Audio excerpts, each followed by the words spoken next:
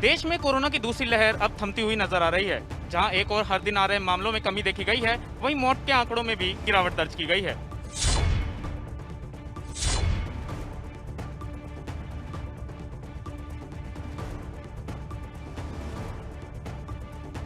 समूची दुनिया में कोरोना की दूसरी लहर कहर बनकर टूटी, लेकिन अब राहत भरी खबर ये है कि देश में कोरोना के मामलों में लगातार कमी आ रही है। अब देश में इस महामारी का प्रकोप कम होता जा रहा है। कोरोना से मौत का ग्राफ भी अब लगातार नीचे गिर रहा है। बीते 24 घंटों की बात करें तो देश में 2 महीने बाद कोरोना के सबसे कम मामले दर्ज किए गए। इसके साथ ही मौत के आंकड़ों में भी गिरावट नजर आई। देश में कोरोना के 1,0636 नए मामले सामने आए, तो वहीं रिकवरी रेट में बेहतरीन सुधार देखने को मिला।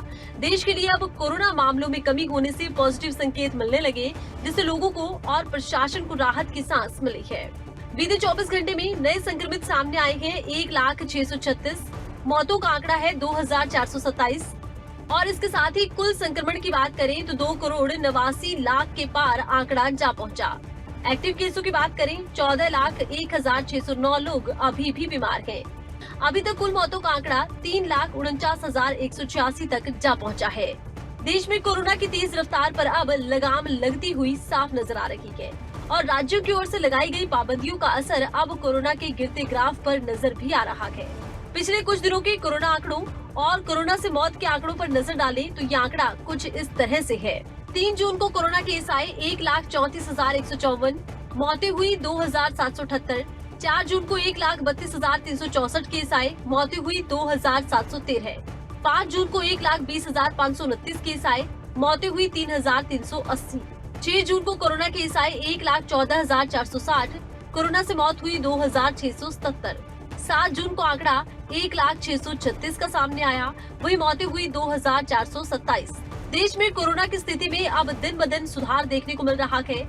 एक समय था जब कोरोना के रोजाना सामने आ रहे मामलों से हर कोई सहम गया था, तो वहीं कोरोना से मौत का आंकड़ा हर किसी को बेचैन कर रहा था। लेकिन अब देश में कोरोना के नए मामले और मौत के आंकड़ों में गिरावट राहत का एहसास करा रहे हैं। कोरोना मामलों में गिरावट ऐसे ही बरकरार रहे, इसके लिए जरूरी है कि कोरोना के प्रति सावधानी बरती जाए। वैक्सीन के साथ साथ कोरोना नियमों का पालन करना होगा, ताकि कोरोना की दूसरी लहर जल्द से जल्द पूरी तरह से काबू में आ सके। कोरोना के बढ़ते प्रकोप से थोड़ी राहत जरूर मिली है, लेकिन इसका मतलब ये कतई नहीं है कि कोरोना नियमों का पालन ना करें, क्योंकि अभी कोरोना गया नहीं है। हरियाणा में अब बढ़ते कोरोना के मामलों पर लगाम लगती दिखाई दे रही है। प्रदेश में कोरोना के मामलों में गिरावट दर्ज की जा रही है, वहीं कोरोना से ठीक होने वालों का आंकड़ा भी लगातार बढ़ रहा है।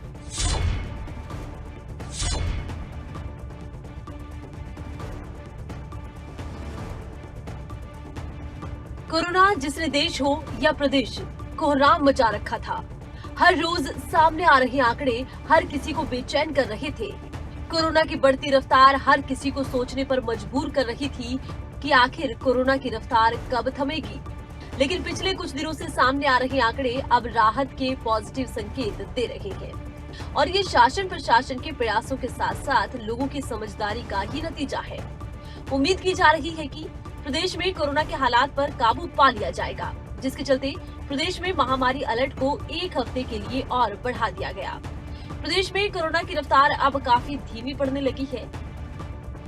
वहीं बीते 24 घंटे की बात करें तो प्रदेश में 654 नए कोरोना केस सामने आए, तो वहीं कोरोना से 48 लोगों की मौत हो गई। पहले के मुकाबले आंकड़े बेहद राहत भरे हैं। वहीं रिकवरी रेट में भी काफी सुधार देखने को मिला है। तो चलिए आपको बता दें प्रदेश में कोरोना के ताजा हालात।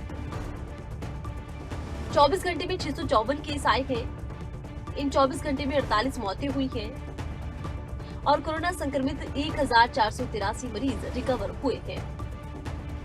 अभी तक कुल मौतों का आंकड़ा 8,712 तक जा पहुंचा। प्रदेश में कोरोना केस 7,62,000 के पार हो गए हैं, तो वहीं 7,44,482 मरीज अभी तक रिकवर हुए हैं। एक्टिव केसों की बात कर लें तो ये आंकड़ा 9,097 का है। प्रदेश में अब कोरोना की रफ्तार धीमी पड़ने लगी है, जिसके चलते हरियाणा के जिलों में कोरोना से राहत मिलती नजर आ रही है। तो चलिए आपको बता दें कि पिछले 24 घंटे में हरियाणा के जिलों में कोरोना का क्या अपडेट है। गुरुग्राम 55, फरीदाबाद 43, सोनीपत 19, हिसार 64, अंबाला 42, करनाल 54, पानीपत 7, रोहतक 17, रेवाड़ी 26, पंचकुला 20, कुरुक्षेत्र 20, यमुनानगर 63, सिरसा 45, महेंद्रगढ़ 18, भिवानी 15, झज्जर 14, पलवल 7, फतेहाबाद 59, कैथल 32, जींद 30, नूह 1 और चरखी दादरी से 3 कोरोना केस आए हैं। अब हरियाणा में कोरोना से हालात धीरे धीरे सुधरने लगे हैं। हर दिन घटते हुए कोरोना केसों से सभी को बड़ी राहत मिल रही है। कभी हरियाणा में 15,000 से ज्यादा केस एक दिन में दर्ज किए गए थे, लेकिन अब हालात बदल रहे हैं और रिकवरी रेट 97.66% तक जा पहुंचा। लेकिन अभी भी थोड़ी सी भी लापरवाही भारी पड़ सकती है, इसीलिए कोरोना के प्रति सावधानी बरतें, कोरोना नियमों की पालना करते रहें। कोरोना की धीमी पड़ी रफ्तार से अब उम्मीद सी जगी है, लेकिन इसका मतलब ये नहीं है कि लापरवाही बरते। कोरोना नियमों का अभी भी सख्ती से पालन करने की आवश्यकता है। करीब 3 सप्ताह के बाद दिल्ली मेट्रो की सेवा बहाल की गई है, लेकिन मेट्रो में आधी सीटिंग कैपेसिटी होने के चलते लोगों को खासी परेशानी का सामना करना पड़ रहा है। देश में कोरोना के हालात में कुछ हद तक सुधार देखने को मिल रहा है। कोरोना के चलते लगे लॉकडाउन के बाद राष्ट्रीय राजधानी दिल्ली अब अनलॉक हो गई है और अनलॉक के तहत राजधानी में 50% क्षमता के साथ मेट्रो को चलाने की इजाजत मिल गई। कोरोना के हालात बेहतर होने के बाद दिल्ली मेट्रो की सेवा करीब 3 हफ्ते के अंतराल के बाद बहाल की गई, लेकिन कड़े नियमों के तहत मेट्रो सेवा शुरू की गई है।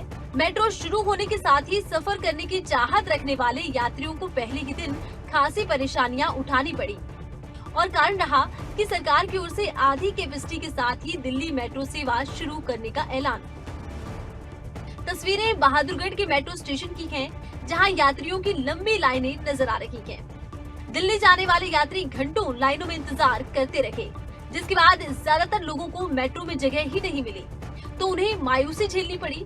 बहरहाल सरकार के फैसले के अनुसार मेट्रो में सफर करने वाले यात्रियों को खड़े होकर सफर नहीं करने दिया जाएगा, जिसके चलते नौकरी पर जाने वाले लोगों को खासी परेशानियों का सामना करना पड़ा। तो वहीं सरकार के फैसले से लोगों में नाराजगी देखने को मिली। मुझे जाना है मंडी हाउस मेट्रो स्टेशन, वहाँ जॉब करता हूँ, मगर 1 घंटे से यहाँ खड़ा हूँ, अभी तक नंबर भी नहीं आया है। आ गया तो या तो पूरी तरह चला दिया जाए या पूरी तरह बंद कर दिया जाए। जो ड्यूटी वाले लोग हैं उनको परेशान ना करके या तो घर बिठा दिया जाए। समस्या ये कह रहे हैं कि सुबह 8 बजे यहाँ खड़े हुए थे और मेट्रो या तो 50% की जगह और बढ़ाई जाए। मानो आप 10 मिनट में 5 मिनट में ये टाइम से वहाँ नहीं पहुँच सकते हम अपनी ड्यूटी पे, पब्लिक भी वहाँ डीलिंग करनी है। तो केजरीवाल से हमें ये निवेदन है कि मेट्रो खोल लो तो फिर पूरी खोल दो। बहरहाल कोरोना की स्थिति में सुधार के चलते मेट्रो सेवा शुरू की गई है, लेकिन आधी कैपेसिटी से मेट्रो सेवा शुरू होने के कारण लोगों को काफ़ी परेशानी का सामना करना पड़ रहा है। लोगों ने मांग की है कि मेट्रो फुल सीटिंग कैपेसिटी के साथ चलनी चाहिए। भिवानी में एक वीडियो वायरल हुआ तो स्वास्थ्य महकमा हरकत में आया। सिरसा गोगड़ा के उप स्वास्थ्य केंद्र में दवाई जलाने का ये वीडियो वायरल हुआ था, जिस पर सीएमओ ने अब जांच शुरू कर दी है। भिवानी के गांव सिरसा घोगड़ा के उप स्वास्थ्य केंद्र में एक्सपायरी डेट की दवाओं के साथ साथ नॉन एक्सपायरी डेट की दवाओं को जलाकर नष्ट करने का वीडियो वायरल हुआ तो स्वास्थ्य महकमा भी हरकत में आया और सीएमओ डॉक्टर सपना गहलावत ने वायरल वीडियो पर संज्ञान लिया। मामले में 3 डॉक्टर्स की रैपिड टीम बनाकर भेजी गई। रैपिड टीम ने जल्दी दवाओं के सैंपल लिए हैं और जांच पूरे होने तक सब सेंटर की एएनएम को वर्क सस्पेंड किया गया। सीएमओ डॉक्टर सपना गहलावत ने बताया कि एक्सपायर होने पर भी दवाओं को इस तरह से नहीं जलाया जा सकता। दवाइयाँ जलानी नहीं होती हैं और दवाइयों को बायोमेडिकल वेस्ट के तहत अगर एक्सपायर हो जाती हैं तो उस प्रक्रिया को फॉलो करते हुए ही उनको डिस्कार्ड करना होता है, तो जलाना नहीं होता है। और जो जलाई गई हैं दवाइयाँ उनमें मुख्यतः जो पाई गई हैं वो आयरन फॉलिक एसिड की गोलियां हैं और ORS के पैकेट्स हैं, माला डी हैं, कुछ निरोध के पैकेट्स हैं। इस तरह की दवाइयां जलाने का मामला सामने आ रहा है। मामले की सूचना मिलने पर स्वास्थ्य विभाग से डिप्टी सिविल सर्जन समेत अन्य स्वास्थ्य विभाग के अधिकारी घटना स्थल पर पहुंचे। मौके का मुआयना किया गया और जली हुई दवाओं की जांच कर सबूत के तौर पर सैंपल भी लिए गए। इस मामले की जांच की जा रही है। बताया जा रहा है कि उप स्वास्थ्य केंद्र पर गर्भवती महिलाओं की दवा, कैल्शियम की गोलियां, ORS के पैकेट, इंजेक्शन और छोटे बच्चों की दवाइयां दी जाती थी। गौरतलब है कि दवाओं को जलाने पर ग्रामीणों ने ही वीडियो बनाकर वायरल किया था। अब देखना होगा जांच में क्या कुछ निकलकर आता है। फिलहाल मामले की गहनता से जांच की जा रही है। अब देखना होगा कि कब, किस पर और क्या कार्रवाई अमल में लाई जाती है। जानलेवा बनी कोरोना महामारी में जिस प्रकार से आंकड़े कम हुए हैं और थोड़ी राहत मिली है, उसी प्रकार जो है हरियाणा सरकार ने महामारी अलर्ट सुरक्षित हरियाणा में भी ढील दी गई है। लेकिन बावजूद इसके जो दुकानदार है वो नियमों की पालना नहीं कर रहे हैं। आप देख सकते हैं कि इस समय सिटी मॉल में जो है SDM और जो DSP है वो अपनी टीम के साथ अपने अमले के साथ पहुँचे, बाज़ारों का निरीक्षण कर रहे हैं और एक एक दुकानदार को काफ़ी समय जो है समझाने के बाद अब जो है प्रशासन सख्ती के मूड में आ गया। काफ़ी दुकानदारों के जो है वो चालान किए गए हैं जो ओड इवन की पालना नहीं कर रहे हैं। प्रशासनिक अधिकारियों से भी हम बात करने की कोशिश करेंगे कि किस प्रकार से सख्ती बरती जा रही है और किस प्रकार से नियमों की पालना करवाई जा रही है। इसको लेकर हम थोड़ी जानकारी लेंगे। सर, क्या कहेंगे? काफ़ी समय आपको समझाते हुए होगा, बावजूद इसके नियमों की पालना काफ़ी दुकानदार नहीं कर रहे, तो आज किस प्रकार की सख्ती की गई है? सरकार के हिसाब से जो दुकान मार्केट है उसमें शॉप ओड एंड इवन के हिसाब से इस हफ्ते भी उसी हिसाब से खुलेगी, जिसका टाइमिंग सुबह 9 बजे से साढ़े 6 बजे तक है। और जैसे कि पिछले हफ्तों में भी हम बाज़ार का दौरा करते थे और सभी दुकानदारों को यही कहते थे कि जो ओड डेट के हिसाब से ओड एंड इवन के फार्मूले के हिसाब से ही चलें। लेकिन आज कहीं कहीं में ऐसे मिल रहा है कि आज being the odd date even की दुकानें कहीं खुली मिली है तो उनके खिलाफ सख्त कार्रवाई की जाएगी और चालान भी काटे जा रहे हैं और इनकी पालना जरूर करवाई जाएगी। अब तक कितने दुकानदारों के चालान काटे, कितने के खिलाफ कार्रवाई की जाएगी? क्या संदेश दिया गया कि आगे से पालना करें, नहीं हो सकती? नहीं, देखिए, अब हम समझा रहे थे, अभी तक तो लोगों में हो सकता था ये बात थी कि हमें आइडिया नहीं है, हमें इसके बारे में ज्ञान नहीं है, लेकिन अब तो हो चुका है सब कुछ, फिर भी लोग जान से करें तो अब हम सख्ती से इस पर कार्रवाई करेंगे। और मैं ये मैसेज भी देना चाहता हूँ कि कोई भी दुकानदार इसको डिसओबे ना करे, प्रॉपर वे में फॉलो करें कि ओड एंड इवन के हिसाब से ही दुकान खोलें, अदरवाइज उनके खिलाफ सख्ती से कार्रवाई की जाएगी। सर, DSP वीरेंद्र सिंह से भी हम बात करना चाहेंगे कि किस प्रकार से सख्ती की जाए। सर, क्या कहेंगे? काफ़ी दिनों के बाद आज सख्त हुआ, प्रशासन काफ़ी समझाया गया, बावजूद इसके दुकानदार नियमों की पालना नहीं कर रहे। नहीं, SDM साहब और मैं रेगुलरली विज़िट कर रहे हैं। हम जब से लॉकडाउन लगा है, जब से रेगुलरली विज़िट कर रहे हैं और ऑड इवन का जो सिस्टम सरकार की तरफ से लागू है उसे पूर्ण रूप से उसकी पालना करवा रहे हैं और जो नहीं करते उनके साथ सख्ती से पेश आ रहे हैं। तो सर, आज कितने दुकानदारों के खिलाफ सख्ती की गई, चालान किए गए हैं और क्या संदेश और चेतावनी दी गई है? 3 दुकानदारों के खिलाफ किया गया है, उनके चालान किए गए हैं और आगे भी कोई ऐसा मिलता है तो उसके खिलाफ चालान किए जाएंगे। सर, ये थे SDM संदीप अग्रवाल और DSP वीरेंद्र सिंह, जिनका साफ तौर पर कहना कि काफ़ी समय तक जो है दुकानदारों को समझाया गया, बावजूद इसके नियमों की पालना जो नहीं कर रहे उनके खिलाफ अब सख्ती बरती जा रही है और जो दुकानदार नियमों की पालना नहीं कर रहे, ओड इवन की पालना नहीं कर रहे, उनके चालान किए जा रहे हैं। ऐसे में अब सभी दुकानदारों को एक तरह से चेतावनी दी जा रही है कि नियमों की पालना करें ताकि महामारी पर रोक जो लगी है वो बरकरार रहे, नहीं तो उनके खिलाफ अब प्रशासन सख्त मूड में है, उनके खिलाफ केस भी दर्ज किए जाएंगे और भारी भरकम जुर्माना भी ठोका जाएगा। सुरक्षित हरियाणा लॉकडाउन का 1 हफ्ता और बढ़ा दिया है, लेकिन सरकार की तरफ से दुकानदारों और आम जनता को छूट दे दी गई है। बाजार की अगर बात करें तो पहले 9 बजे से 3 बजे तक दुकानें खुला करती थी, लेकिन अब 9 से 6 बजे तक दुकानें ऑड इवन फॉर्मूले के हिसाब से खुलेंगी। वहीं अगर बात की जाए मॉल्स की, तो मॉल्स खुलने की परमिशन सरकार की तरफ से दे दी गई है। वहीं ढाबों पर, होटल पर, बार में जो है सीटिंग वो भी 50% तक कर दी गई है और 10 से 8 बजे तक वो सीटिंग रहने वाली है। लेकिन बाजार की हम आपको तस्वीर दिखा रहे हैं, बहुत सी जगह ऑड इवन फॉर्मूले का जो पालन है वो होता हुआ नजर नहीं आ रहा है। कुछ दुकानदार हमारे साथ हैं, 9 से 6 बजे तक दुकानें कर दी गई हैं। कितनी राहत महसूस करते हैं? सर इसमें फ़र्क तो पड़ेगा आम वर्ग के लोगों को, काफ़ी परेशान थे लोगों को। जब टाइम होता था ग्राहक आने का तब बढ़ाने का टाइम हो जाता था, दोपहर को कोई कस्टमर आता नहीं, शाम को निकल के आता है 1-2 घंटे के लिए। अब कुछ बढ़ाया है, इसमें फ़र्क तो पड़ेगा कुछ ग्राहकों को। लेकिन ऑड इवन फॉर्मूला लागू होता हुआ नजर नहीं आ रहा है। सर आप देखो ना पीछे से कितने दिन दुकान बंद रही, तो अब आम लोगों ने तो पैसे आने का कोई रास्ता नहीं है ना, तो अब इसीलिए सभी लोग खोल के बैठे हैं सर। कुछ और दुकानदार भी हमारे साथ मौजूद हैं, उनसे भी हम जानने का प्रयास करेंगे कि उनका क्या कहना है, क्योंकि बाजार खुल गए हैं, लगातार लोग मार्केट में आ भी रहे हैं। 9 से 6 बजे तक दुकान खोलने का समय कर दिया है। कितनी राहत है? सर बहुत राहत मिली है दुकानदारों को। पहले व्यापारी मुश्किल में था, कोई बिजनेस नहीं चल रहा था, लेकिन जो टाइमिंग मिली है सरकार की तरफ से बहुत बढ़िया टाइम मिला है, उसको व्यापारियों को राहत मिलेगी इससे जरूर। लेकिन ऑड इवन का फॉर्मूला लागू होता हुआ नजर नहीं आ रहा मार्केट। ऑड इवन में कोई फॉर्मूला नहीं चल रहा है, ना कोई प्रशासन यहाँ पे सुस्त पड़ा हुआ है, कोई ऑड इवन सब जगह ऐसे ही चल रहा है, कोई फॉर्मूला नहीं है ऑड इवन का। दुकानदार भी नहीं मान रहे हैं। दुकानदार भी नहीं मान रहे, क्योंकि सख्ती नहीं तो दुकानदार वैसे नहीं मानता, एक खोलता है दूसरा अपने आप खोल लेता है जी। तो आप समझ सकते हैं कि जिम्मेदारी जो है वो यहाँ पर निभाते हुए फिलहाल नजर नहीं आ रहे हैं, लेकिन कहीं ना कहीं राहत जरूर मिलेगी। जिस तरीके से दुकानें खोलने का जो समय है वो बढ़ा दिया गया, उससे राहत दुकानदार महसूस कर रहे हैं और उम्मीद करते हैं कि आने वाले दिनों में और ज़्यादा छूट दुकानदारों को, आम जनता को सरकार की तरफ से दी जाएगी। एक हफ्ते से चली आ रही किसान क्रांति पर किसानों की रिहाई के बाद कहीं ना कहीं ब्रेक जरूर लगे हैं, लेकिन किसान अभी हार मानने वाले नहीं है। किसान अभी भी तीनों कृषि कानूनों को रद्द करवाने की मांग पर अड़े हैं। अरे इसमें क्या हार और क्या जीत, किससे जीत कर किससे हार करें? वाकई सवाल हार जीत का नहीं है, मतलब किसानों का टारगेट तीनों कृषि कानूनों को रद्द करवाना है।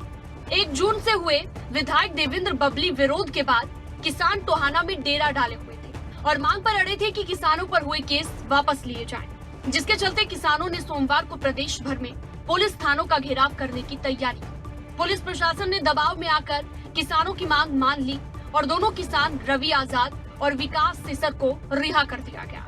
किसानों की रिहाई के बाद किसान नेता राकेश टिकैत ने क्या कुछ कहा, आप खुद ही सुन लीजिए।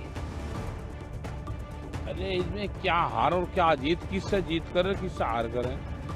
कोई मामला था वो खत्म हो गया। हमारी हार जीत तो हमारा दिल्ली है, हार जीत भी नहीं उसको कह सकते, वो हमारा जीवन जीने की एक पद्धति है, ठीक है? तो उस पर अटैक है, उस पर जीत थोड़ा है। अगर वो भी हमारा हो जाके कोई आदमी ने हमारा कब्जा कर लिया और उस पर से हमने अपना खाली करवा लिया तो उसको जीत थोड़ा, तो दूसरे वालों को भगाना पड़ा वन से। तो दिल्ली मैन तो हमारा दिल्ली में है कि दिल्ली में जो कानून आ रहे हैं वापसी हो। वहीं किसान नेता गुरनाम सिंह चड़ूनी ने कहा कि आंदोलन का मुख्य केंद्र दिल्ली है और रहेगा। बिल्कुल हमारा केंद्र दिल्ली ही है, टोहाना हमारा केंद्र नहीं है, हमारा केंद्र दिल्ली ही है। किसानों को छुड़वाना हमारा ध्येय नहीं है, आखिरी ध्येय नहीं है जी। वो तो एक ये है कि पुलिस जहाँ ज्यादती करती है केवल उसका विरोध है, वरना मुकदमे तो हमारे ऊपर सैकड़ों हैं। मुकदमे वापस करवाना हमारा ध्येय नहीं है जी। हमारा ध्येय तो इस आंदोलन में जो 3 काले कानून है और एमएसपी की गारंटी का कानून है जी, वो हमारा आंदोलन का ध्येय है, उसके लिए हम लड़ रहे हैं। जेल से रिहाई के बाद किसान रवि आजाद ने प्रशासन पर ज्यादती करने का भी आरोप लगाया। हालांकि संयुक्त किसान मोर्चा का भी धन्यवाद दोनों ने किया। ये एक सिग्नल है सरकार के लिए कि जो लड़ाई 6 महीने से हम लड़ रहे हैं, किसान मजदूर किसी भी सूरत में उस लड़ाई को हारेगा नहीं, वो सरकार को जुगाने का काम करेंगे। मुझे बड़ा आत्मविश्वास बढ़ा है मेरा कि हम इस आंदोलन को निश्चित तौर पर जीतने वाले। अब इस पूरे प्रकरण को किसानों की रिहाई से जोड़कर देखा जाए या फिर किसान आंदोलन में एक नई जान फूंकने के तौर पर देखा जाए, कुल मिलाकर यही कहा जा सकता है कि फिलहाल ये आंदोलन रुकता हुआ नजर नहीं आ रहा। हरियाणा के बेटे संजीत ने एक बार फिर से देश के साथ साथ प्रदेश का नाम रोशन किया है। दरअसल संजीत ने एशियन चैंपियनशिप में गोल्ड मेडल जीतकर विदेशी जमीन पर परचम लहराया है। जब जब खेल और खिलाड़ी का जिक्र होता है तो हरियाणा का नाम सबसे ऊपर आता है। प्रदेश के धाकड़ खिलाड़ी लगातार विदेशी जमीन पर जीत का परचम लहरा देश और प्रदेश का नाम रोशन कर रहे हैं। एक बार फिर हरियाणा के लाल ने विदेशी जमीन पर जीत का परचम लहराया है। दुबई में हुई एशियन बॉक्सिंग की चैंपियनशिप में रोहतक के संजीत ने गोल्ड मेडल देश की झोली में डाला और देश और प्रदेश का नाम रोशन किया। हाल ही में फाइनल में प्रदेश के 2 खिलाड़ियों अमित पंघाल और शिव थापा की हार के बाद ये खबर भारतीय खेमे के लिए खुशी की लहर लेकर आई। संजीत की जीत से पूरे प्रदेश में जश्न का माहौल है। बॉक्सर संजीत सिंगरोहा जैसे ही रोहतक पहुंचे, उनका जोरदार स्वागत किया गया। हर कोई संजीत की जीत की जमकर तारीफ करता नजर आया। वहीं गोल्ड मेडल विजेता बॉक्सर संजीत ने कहा कि मेरा लक्ष्य आगामी होने वाले खेलों में देश के लिए गोल्ड मेडल जीतकर देश का नाम रोशन करना है। इसी के साथ ही संजीत ने नए खिलाड़ियों को भी संदेश दिया। हाल ही में एशियन चैंपियनशिप हुई थी, वहाँ मैंने गोल्ड मेडल जीता है और मैंने ओलंपिक के सिल्वर विजेता को हराया है। अभी यहाँ घर पे आया हूँ और अभी सबने मेरा वेलकम किया है। मैं उसके लिए बहुत बहुत धन्यवाद करता हूँ मेरे गांव वालों का और मेरे फैमिली मेम्बर्स, मेरे जितने भी साथी हैं उनका मैं बहुत बहुत धन्यवाद करता हूँ। देखिए, अपना लक्ष्य बना के चलें और अभी ये नशे वशे से दूर रहें तो और ट्रेनिंग करें तो सब बेटर है। पूरा प्रदेश संजीत की जीत का जश्न मना रहा है। हर किसी की जुबान पर संजीत की वाहवाही है। ऐसे में संजीत के कोच संजीव ने जीत पर खुशी जाहिर की और संजीत की जमकर सराहना की। अभी जो संजीत एशियन चैंपियनशिप खेल के आया है, गोल्ड लेके आया है, तो बहुत ही अच्छा लग रहा है मेरे को। और इससे जो छोटे बच्चे जो एकेडमी पे उनको बहुत प्रेरणा मिलेगी और वो आगे बढ़ेंगे इसको देख करके। और नेक्स्ट हमारा जो टारगेट है वो 2024 ओलंपिक और वर्ल्ड चैंपियनशिप और कॉमनवेल्थ का है। अभी जो पिछला जो वर्ल्ड चैंपियनशिप हुई थी उसमें इसको इंजरी भी हो गई थी, वर्ल्ड मिलिट्री गेम में जो इसको इंजरी हो गई थी और उसके बाद काफ़ी अपने आप को इम्प्रूव करके और अभी एशियन चैंपियनशिप में अभी बॉयज़ में इकलौता एक ही गोल्ड संजीत का आया है और मुझे बहुत अच्छा लग रहा है।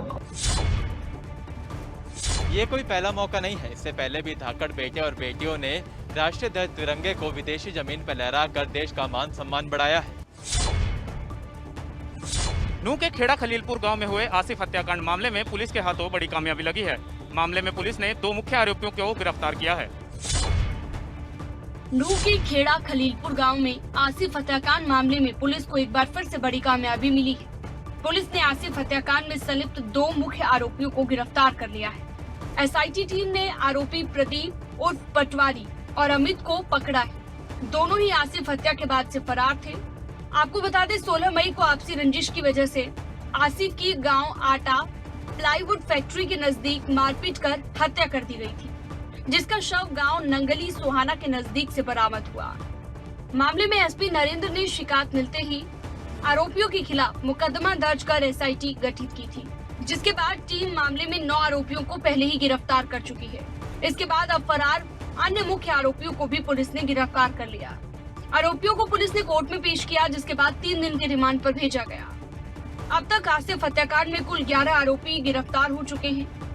मामले में थाना प्रभारी सुरेश कुमार ने कहा कि पुलिस की कोशिश है कि अन्य आरोपियों को जल्द से जल्द गिरफ्तार करके सजा दिलाई जाए। दिनांक 16 मई 2021 को गांव खेड़ा खलीलपुर में एक आसिफ नाम के लड़के की हत्या हो गई थी। इसमें मुख्य आरोपी प्रदीप उर्फ पटवारी और एक इसका साथी अमित, जो गांव खेड़ा खलीलपुर का ही रहने वाला है, उसको कल हमने गुड़गांव से गिरफ्तार किया। इनके पास पैसे ख़त्म हो गए थे और ये किसी साथी को पैसे के लिए बुला रहे थे और उस साथी से पैसे लेके बिहार के रास्ते नेपाल भागने की फिराक। और अभी तक जो बात सामने आई है, आसिफ और पटवारी की पीछे काफ़ी समय से जो है आपस में तनातनी थी, दुश्मनी थी। और हत्या की असली वजह क्या थी, इसके लिए आरोपी को आज पेश अदालत करके 5 दिन का पुलिस रिमांड लेकर पता किया। फिलहाल मामले में पुलिस जांच कर रही है और फरार आरोपियों की तलाश की जा रही है। अब देखना ये होगा कि फरार आरोपियों को पुलिस कब तक पकड़ पाती है। रोहतक में एक महिला टीचर ने घर के बाथरूम में फांसी का फंदा लगाकर आत्महत्या कर ली। मृतका के मायके पक्ष के लोगों ने ससुराल पक्ष पर दहेज के लिए तंग करने का आरोप लगाया है। रोहतक शहर की जनता कॉलोनी में एक महिला टीचर ने घर के बाथरूम में ही रस्सी से फंदा लगाकर आत्महत्या कर ली, जिसकी सूचना पर शिवाजी कॉलोनी थाना पुलिस मौके पर पहुंची और जांच शुरू की। आनन फानन में शिल्पा को रोहतक पीजीआई में ले जाया भी गया, जहां डॉक्टरों ने उसे मृत घोषित कर दिया। पुलिस का कहना है कि मृतका के मायके पक्ष के लोगों ने ससुराल पक्ष के लोगों पर दहेज के लिए तंग करने के आरोप लगाए हैं। दरअसल चरखी दादरी की रहने वाली शिल्पा की 2 साल पहले संदीप से शादी हुई थी। संदीप और शिल्पा दोनों ही सरकारी टीचर हैं। शिल्पा वाइफ ऑफ संदीप है। संदीप जो ब्रॉड डेड पीजीआई में दाखिल है। उस सूचना पे हम वहाँ मौके पर पहुँचे थे। मौके पर पहुँचने के बाद परिजनों ने काफ़ी देर सोच समझ अपना विचार करने के उपरांत हमारे को एक दरखास्त दी कि शिल्पा के जो ससुराल पक्ष दहेज की मांग करते थे और उसने दहेज की मांग से तंग होकर अपनी जीवन समाप्त कर ली या इन्होंने इसकी हत्या कर दी, जिस पर मुकदमा दर्ज कर दिया है। वहीं पुलिस जांच अधिकारी हरपाल ने बताया कि मृतका शिल्पा के मायके वालों ने बयान दर्ज कराए हैं कि शिल्पा ने दहेज के लिए तंग करने के चलते या तो आत्महत्या की है या फिर उसकी हत्या की गई है। फिलहाल पुलिस ने ससुराल पक्ष के 7 लोगों के खिलाफ एफआईआर दर्ज करके जांच शुरू कर दी है। अब देखना ये होगा कि पुलिस आरोपियों को कब तक गिरफ्तार कर पाती है।